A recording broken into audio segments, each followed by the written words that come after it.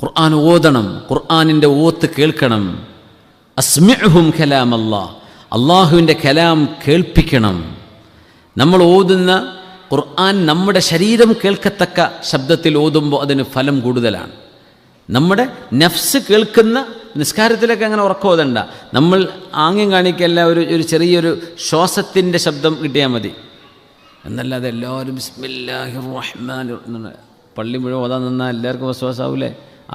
ആരെ ഫാത്തിഹ ശരിയാവുക? അങ്ങനെ വേണ്ട. ഒറ്റയ്ക്ക് ഷിഫാഇന് വേണ്ടി, അല്ലെങ്കിൽ നമ്മൾ തഖറുബൻ ഇലല്ലാഹ്, നമ്മൾ ഇബാദത്തായിട്ട് ഖുർആൻ ഓതിക്കൊണ്ടിരിക്കുകയാണ്, ഇച്ചിരി ശബ്ദത്തിൽ ഓതുക എന്നല്ല അങ്ങനെ വായിച്ചു പോകരുത്.